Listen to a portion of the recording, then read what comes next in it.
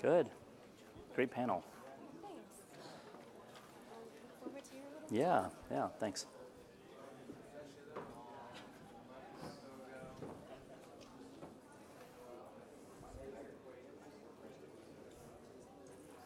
Okay, looks like my time is running down, but that's actually a great setup in terms of what they were just talking about in terms of taking blockchain from POC to production.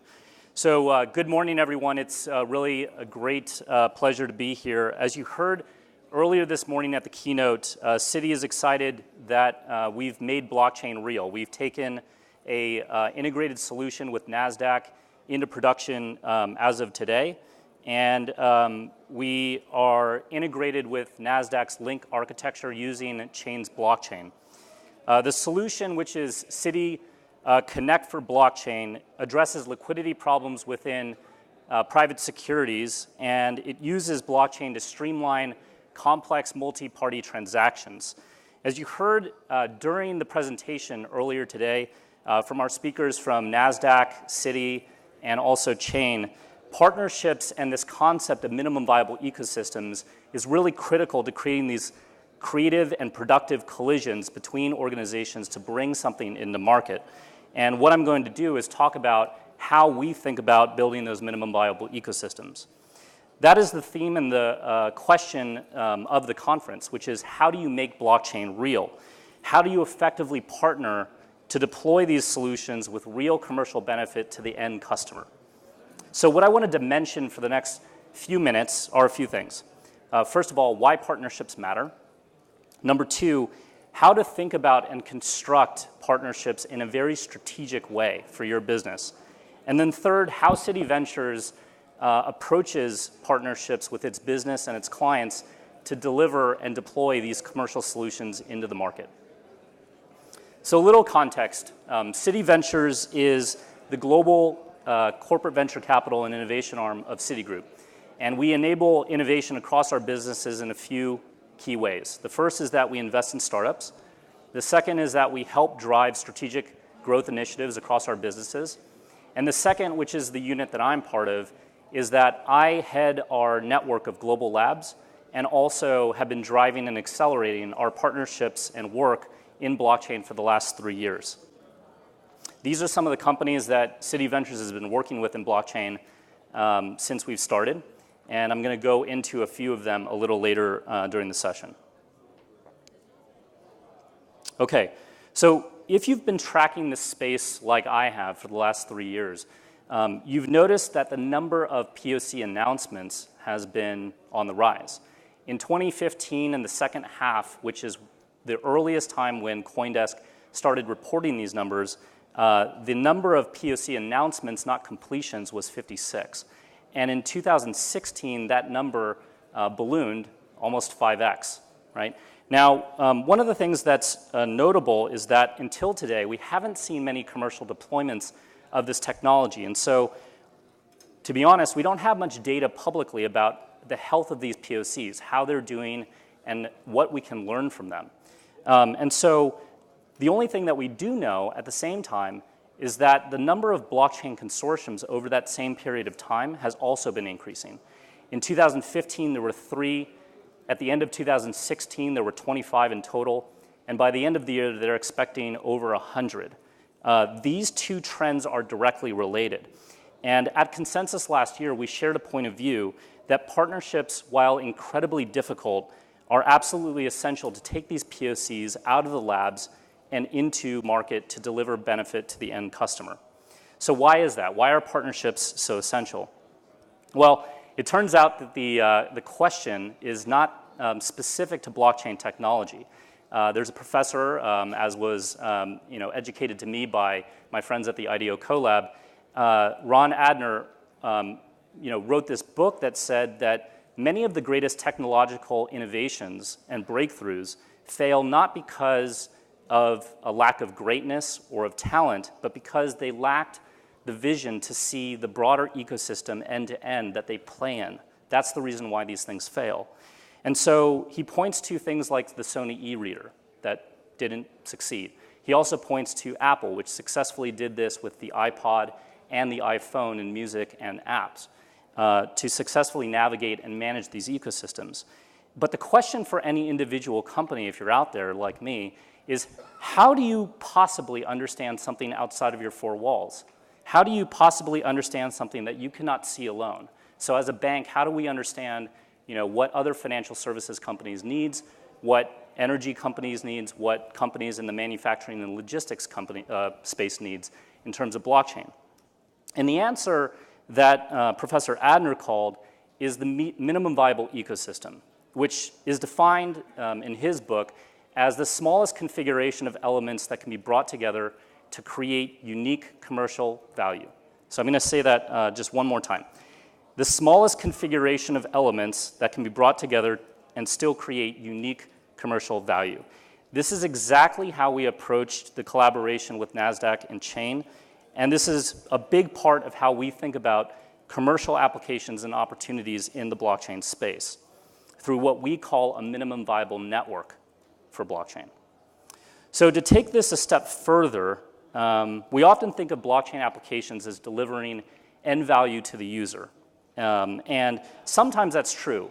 When financial infrastructure is lacking and doesn't exist, like in developing markets, that certainly can be the case. But actually, when you look at the blockchain stack and you unpack it, it's a part of many other layers, from infrastructure and data all the way up to the interfaces. And so you have to consider all layers of the stack. On top of that, this stack is often just part of a broader network, and that network must work together to deliver the end benefit to the end customer. So the hard part is ultimately, how do you go from nothing to a solution in market with customer and commercial value? And the way we think about it is that it's a function of knowing what to build for the customer and market and building the actual thing in technology. Now, there are different approaches to this. You can take an incremental approach and wait for you, others, or your customers to kind of figure out the requirements. The problem with that, however, is that often, as a result, means that it could take a long time, and you may fall behind the market or your customers. Another approach, which is quite successful, a successful one, is a customer-led one, which is you ask what your customers want before you actually build out the solution. And this works really well. Citi actually takes this approach in a number of different areas. It saves a lot of time and money, but it doesn't always work with these technologies like blockchain that are fundamentally introducing new capabilities and experience that don't yet exist in the market. And so what usually happens for technologies like these emerging technologies, is that they take an R&D-led approach, right? The panel prior to me was talking about labs, which I partner with very closely. And these approaches, incubate the technology for a long period of time, only later to push them then into market.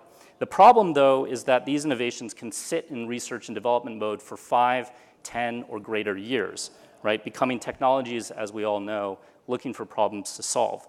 So we think that there's actually a much better way to take these technological-based innovations into market much more quickly. And we think that way is through minimum viable networks. Minimum viable networks to discover the commercial applications and blockchain with a focused set of parties in a way that is much faster than any of our companies could have learned alone. And therefore, we can take what would have taken maybe 5 or 10 years in the market, much faster time frame, as we did with Citi Connect for blockchain in 3 years. So this is the journey of Citi Ventures and its treasury trade business over the last 3 years in blockchain. We shared a different version of this during the keynote this morning, and this one specifically focuses on our internal and external partnering efforts in the blockchain space. One important note is that this doesn't include what we do in capital markets. Capital markets has invested in a range of blockchain startups and also engaged in a number of industry consortiums like R3. But what you'll see here is that partnering for Citi and for Citi Ventures began really, really early. We started partnering as early as May of 2015 with the IDEO Collab, where we became founding members of the Collab alongside Fidelity and NASDAQ and IDEO and Harvard University. And what we were looking at was initially these early sort of opportunities in blockchain, like digital identity, Internet of Things, or smart contracts and other things. And that's how we met sort of the NASDAQ team and started collaborating with them that led to the Citi Blockchain Connect platform that was announced today. Now, shortly after, I launched a city accelerator for blockchain that now spans 30 people across the company. And so what Morgan McKinney was saying earlier today is that minimum viable networks don't need to only exist in the external world. They can also exist internally. We have all of our businesses and all of our functions engaged in this internal accelerator, everything from compliance, risk, InfoSec, operations, and technology that have been partnered with us from the very beginning.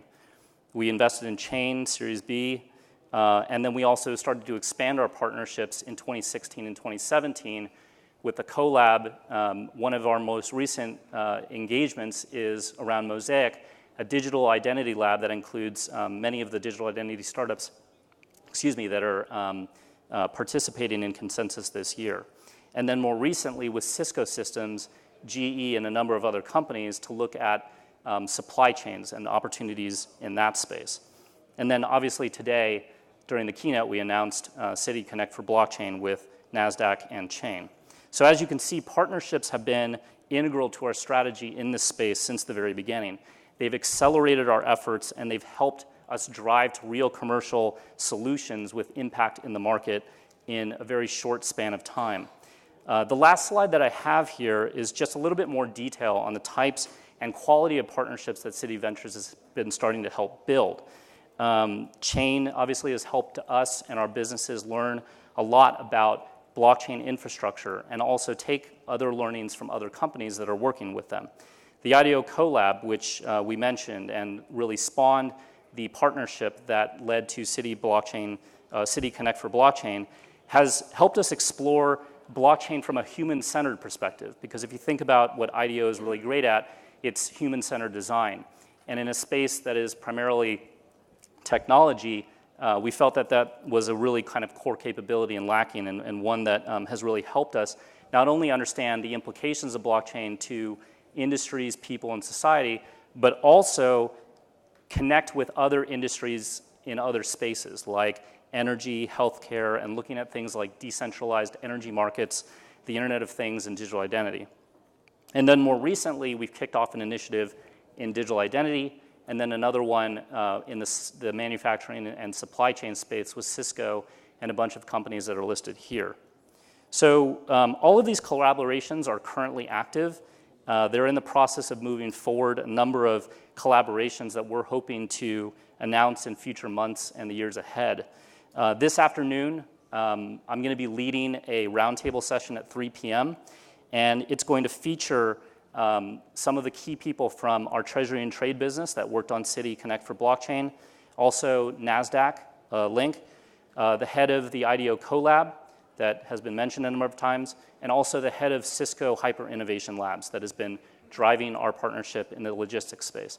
So if you guys want to learn, engage with us on how we approach partnering to deliver value. We'd love to meet you and help make blockchain real. Thank you very much.